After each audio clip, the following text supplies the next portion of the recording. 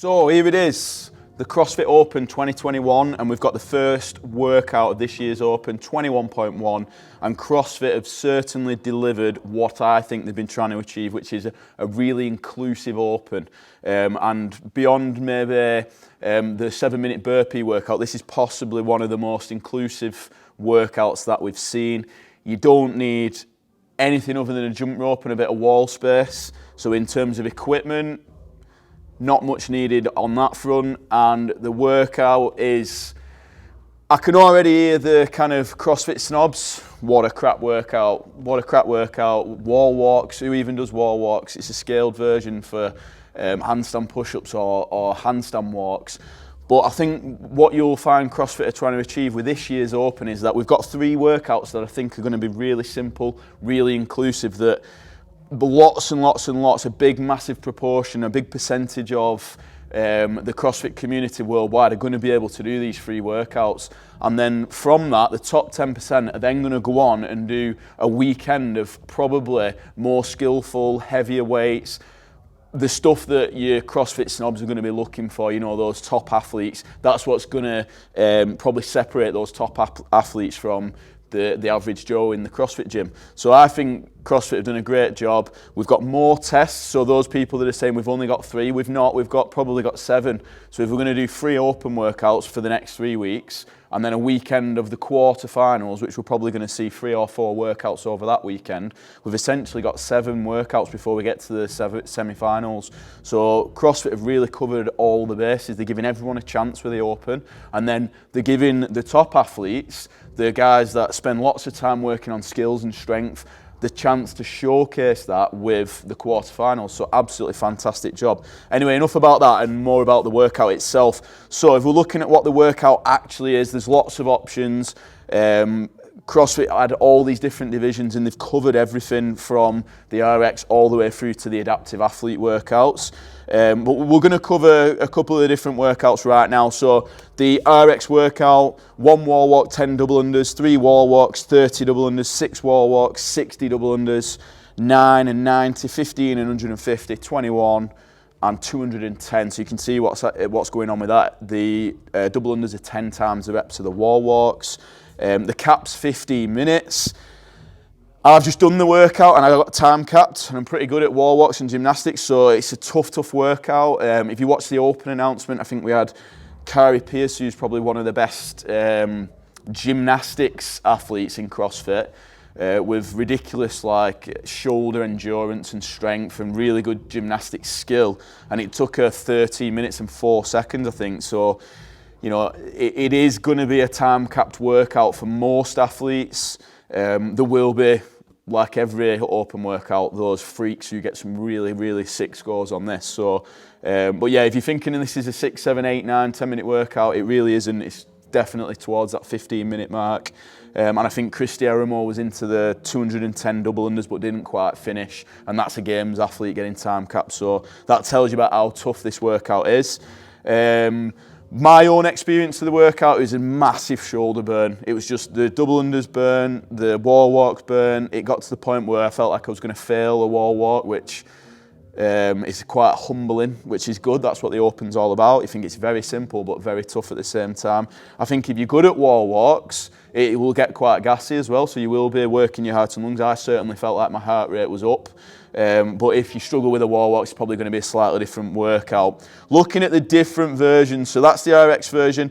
The scaled version, so I'm just getting these up on the screen now. I'm reading through directly off the game's website. It's a scaled wall walk. So the wall walk for the RX, you've got to set a line where your shoulders sit, and it's very clear on the website about how to define where your lines are and set your standards.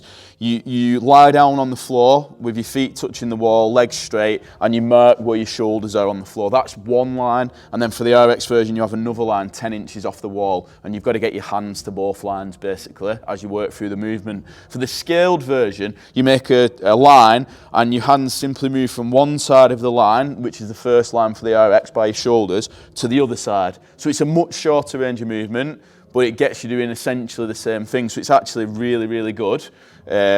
and perfect, I found, for members that did our workout this morning in terms of scaling. And then it's single unders. So if you've not got that double under movement, it's single unders. And then as promised, we've also got foundations. So for those people that have not got any wall space or can't go upside down, we've got burr crawls and jumping jacks. So really simple, we're still jumping, we're still looking at shoulders, core, gymnastics with the burr crawl, and we're still jumping. So it's a very similar workout. And with the jumping jacks, you've also got an element of keeping the shoulders working. And then the equipment-free version will require the wall walk, so you still need that wall space, which I think is doable for most people. Some of our members managed to do it in living rooms and kitchens and garages this morning, so it is doable. And 10 lateral jumps, so that's making a line on the floor and jumping from side to side, okay? So it's super simple, but just as hard. I suppose the only slightly easier part about that is with those lateral jumps, you do let your shoulders have a bit of a breather,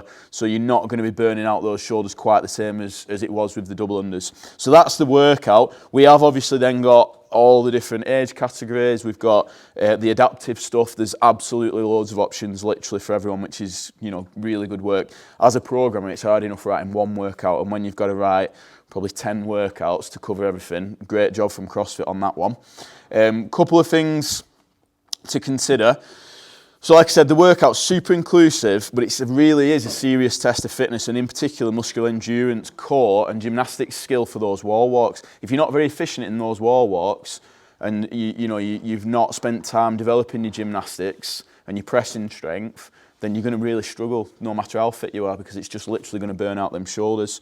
As I said, we've got a couple of scores to go at. Carrie Pierce at 13.04, so if you are looking at getting to the next levels, that's kind of going to be your target. I'm sure there'll be scores beating that at some point, but I think that's going to be a really good score, because I know that Carrie Pierce is really good. I think on the scaling front, so this is really important, because a lot of people get scaling wrong, I think, sometimes, particularly with the Open. Generally, when we teach a class in a CrossFit gym, we scale things so that people are progressing with movement, so that they're getting the right stimulus, the right time under tension, and the right load, and the right range of movement, so that we can get better at those movements. So it's not so much about we're scaling it because we can't do it and we're never going to be able to do it. It's that we're scaling the movement because we're not quite there yet, but we're going to put something in that's going to get us to the point where we can do the movement eventually. That's the idea with scaling.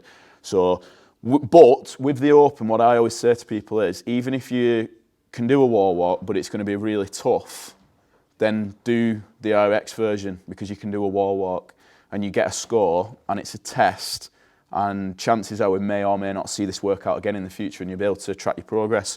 So I wouldn't scale it just because wall walks are hard for you. If you cannot do a single wall walk and you're scared that you are going to face plant the floor at full extension and potentially break your neck, then I would scale the workout and I would have a look at the different scaling options.